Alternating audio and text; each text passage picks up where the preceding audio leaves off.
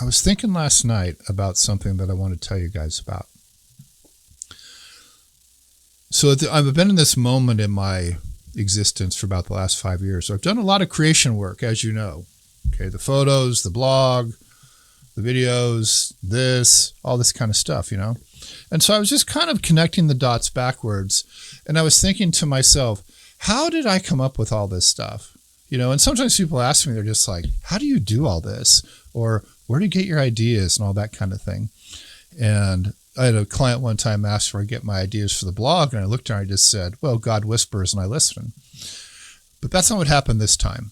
This time, I think what happened was I'm very open to the world around me and to the fact that life is much more dynamic than it is static.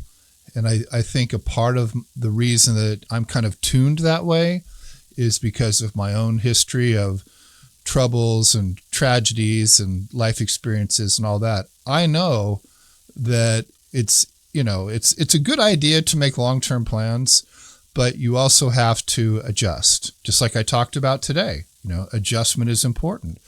And I think that the biggest worldwide adjustment that we saw recently in our lifetimes was the COVID experience. But anyway, so I'm kind of just wandering around in my life last week, and I start talking to folks, as I always do, and I start realizing, and I'm becoming more and more aware that as all of us, and we're not all the same age, we're kind of in the same 20-year range of demography, and that road is a road that only goes one way. It goes to the end and not back to the beginning, as we all know. And things change as we get to the latter part of that road. And one of the things that I've really noticed in the last week from people I've spoken with, conversations I've had, things that I've read, is that a lot of people are not very well prepared for, and I'm going to use this in air quotes, retirement. Okay? Now, we live in a time when information flows freely. It's certainly not all true. But if you read enough different sources, you can start to come up with general validity, is what I would call it. And generally speaking, I think that there are two facets of, I'll call it, future life that a lot of people aren't prepared for. And the synonym here would be retirement, okay? And one of those pieces of lack of preparation for a lot of people is money, and that brings a lot of fear. But I think the other thing that a lot of people aren't prepared for is, well, what the hell am I going to do every day? Because, like my friend Mike, okay, who came on, the insurance guy, he's been talking about retirement for probably 6 or 8 years. And he talked about it a lot. I'm just kind of sitting there going, okay, sure, yeah, right, I'm thinking to myself, yeah, the day I stop working is the day I'm going to go like that. So I'm not so worried about that. But one day I said to him, and he was in his late 50s, it's about 5 years ago, I said, well, when you hit this magical moment in your life called retirement, what are you going to do every day? And he really took pause. Like, he didn't know. He hadn't thought about that part. Okay. So I think it's these two axes, if you will, of our future life. What am I going to do with myself? And do I have adequate resources? That really are important challenges I think all of us need to think about in our own way. I do. And that's sort of the conclusion that I came to. So I sat down a couple of days ago and I wrote this blog called Your Future Side Hustle. Okay. And I did just a little bit of poking around, but it's mostly just my thing. I don't use AI to write anything, but I'll look up data and things like that. And so I looked up a couple of statistics I'm going to share with you right now. And we'll start with this one. And this is all kind of dependent on the poll and the politics that you read and what you believe. But more than half of us don't have enough money to retire. More than half, okay? You can say that's between 51 and 90%, depending, but most of us don't, okay? And, you can say I should have 10 times my salary, I need this much income, my taxes are going to be this, blah, blah, blah. I was talking to Karen last night. She just read a study from Fidelity, like Fidelity Investments, that the average American in retirement life will spend, and she said it this way, if you retire this year, if you're 65 this year, you will spend on average $185,000 after-tax dollars just on healthcare as you move forward. That's a fair amount of money for the average person That's about 2.5 times salary just on keeping yourself alive. Okay. So definitely the money thing matters. Okay. Now, another thing that matters that we should be very aware of in our age group moving forward in time is simple demography and math. Okay.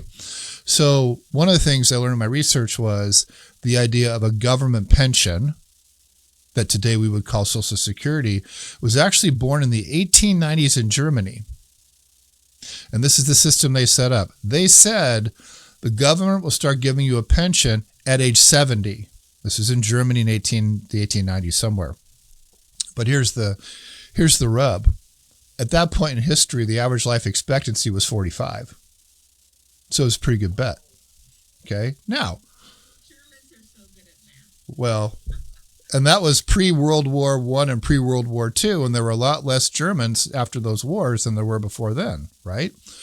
But if we go to 1935 in America, that was when President Roosevelt proposed, I think, and then the Congress approved something called the Social Security Act.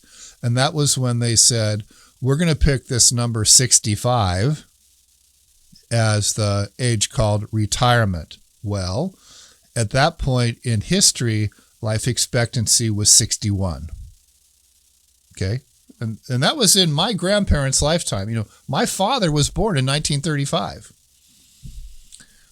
Okay. So let's fast forward to today. Actuarially, so an actuary is someone that typically works for an insurance company. They're a statistician. But they tell us actuarially that on average today, men will live, let's see, I wrote this down. What is it? Men will live to about 72 and women will live to about 81. Now, I talked about this before. Women generally are going to live actuarially 7 to 9 years longer than their male counterparts. Your mileage may vary. So I think that women need to be aware of that as a gender. This is on average what happens. Okay. So if we go back and look at the American Social Security system, when it was put in place in 1935, it paid its first benefit in 1940. There were 159 workers for every paid retiree. So the ratio at the time when it started was 159 to 1. Today, the ratio is 2.8 to 1. And in 6 years, absent an act of Congress, which, here's an inconvenient truth, are the people that got us into this mess in the first place, absent an act of Congress, benefits will be cut mathematically by 22%. And it goes from there. Okay? And, divided government, you can argue for it or against it, but most negotiations never resolve until like the last 30 seconds before the bomb goes off. That's just the nature of negotiation and human procrastination and so forth. Okay. So that's sort of the landscape that we're facing. And I'm 64 and I will start drawing my Social Security in about 6 months. Okay. But am I planning on getting it? I've known for a long time this was coming and it's just closer now. Okay. So the math of it and the numbers part of it leads me to the first part of my argument is probably going to need some extra money besides Social Security. And in my research, about 65-ish% of all Americans, that's all they have to count on is Social Security. Now, I'm not here to talk about funding a Roth IRA or where you are. It doesn't matter. But you're probably going to need some more money. And if not, it'd probably be nice to have some more money. Now, the other part of it is just, what are you going to do every day? Okay. And so that's a very individual thing in terms of personal satisfaction. But here's what I think. I think that everybody who shows up here with me on Fridays, there's a measurable part of your intention, your execution, and your experience that could be easily summarized as you want to help other people or have an impact on others. Okay. Now, the money is a nice thing. Can't live without the money. But I don't think any of you are just like, oh God, I hate my life, but I have to go do this every day. You're not that way, and that's good. That's very good. So I'm just saying, let's not forget that part of our existence, our being, our ego, whatever you want to call it, also needs gratification once you say, I don't go to a formal job anymore. Okay? So it's those two things. It's the money and it's the sense of purpose. Okay. So that leads me to this idea called the side hustle. Okay? So what is a side hustle and what does it mean? All that kind of thing. All right. So I defined it in this week's blog, but it basically captures a few things. Okay. What is it you do? What is the activity that you do? How does it affect others? And what do you get for doing it? Okay. It's those three things. And they are easily described, not easily measured, but they should all be on the radar. Let me tell you a quick short story. So in the late 90s, early 2000s, when I was running around doing commercial real estate, and I specialized primarily in retail properties. I sold all strip centers, leased them up, that kind of thing. So I get this call one day from this guy at a bank in Everett, and I'd never met this guy, and I was referred to him, and he knew me because, I had a name in the area and I'd been doing this and so on and so forth. So he had this little strip center that they were putting into receivership, and the developer had run away. It wasn't finished, all that kind of thing. So this guy asked me, he goes, can I hire you to consult for me so that we can get this building completed? And I'm like, sure. And my brain's just like, okay, well, for leasing, I charge 6%, 5-year minimum term, blah, blah, blah. Sales are 5%, so on and so forth. Well, as the conversation progressed, he asked me, he goes, what's your hourly rate? I'm like, let me get back to you on that. So I called up my lawyer, who was a master at charging me an hourly rate. I'm like, Chris, what's my hourly rate?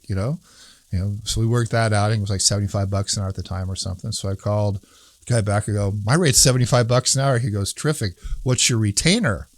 I said, I'll get back to you. Call Chris up. Chris, what's a retainer? He goes, that's where they pay you before you work. I'm like, oh, this is awesome. So I called him back. Oh, I go, my retainer is like a couple $1,000s or something. Anyway, my point is, I had a set of knowledge that I could sell in the market and be compensated other than the transfer of fee simple and leasehold interest. It's called billing by the hour. And that ended up leading into leasing commissions, and then ultimately I sold the property. But the way I built the relationship and built my credibility was I consulted, and it worked. Now, before that, about 10 or 15 years before that, when I came back from my year of ski bumming in Sun Valley, where I learned to be a commercial painter, I started painting in Seattle. And I didn't know Seattle at all, but I found customers and I was a damn good painter. And they told two people and they told two people and so on and so forth. And I don't remember how this happened, but I ended up going downtown to the SBA office. And there was a thing called, at the time it was called SCORE, SCORE, Service Corps of Retired Executives. And I ended up getting mentored by this guy that ran this big company. And here I am, 25, and I don't know what the hell I'm doing. I had a college degree. But this guy really helped me. And in the next couple of years, I was grossing like $100,000 a year painting. All because this guy just helped me kind of clue in on what to do, because I didn't know. He made this much money for doing that. Being of service to others when you have a knowledge set and a set of experience can be extraordinarily valuable in the marketplace. Okay, another thing you might want to think about is your creative skills. Okay, so you might be good at photo, you might be good at video, you might know how to write. These are all skills that people will pay you for to help them. Another one that's pretty common is actually service-based side hustles, like pet sitting or dog walking.